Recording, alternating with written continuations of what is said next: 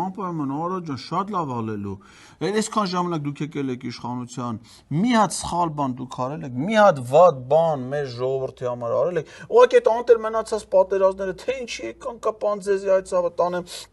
2020 թվականի հուլիսի Տաուշի պատերազմը, 2020 թվականի 44-օրյա պատերազմը, 2021 թվականի Գեղարքունիք շորժայողությամբ, 21 թվականի Սյունիքի Մարսևլիճ իշխանասար, 22 թվականին Ջերմուկ, 23 թվականին, թե ինչի են այդ պատերազմները գալի կապնամ, ես խաղաղ ասել մարդկաց մարդ չի հասկանամ։ Արա այս մարդիկ մենակ խաղաղություն են, բայց թարսի պես մենակ պատերազմ ալնում։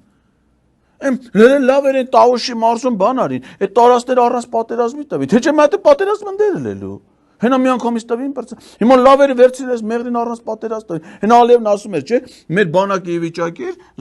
ուժով այդ տարածքները զավթեր, բայց դե տեսար ինչքան լավ արին այս մարդիկ։ Սիրուն վերցրին առանց պատերազմի տալիս են։ Հիմա Ալիևն ասում է, Նիկոլին ասում է, Հայաստանի տարածքի 60-70%-ը Ադրբեջանի սահմանադրության պատկանում Ինչա՞ պետք է կռիվ էլի։ Հուշ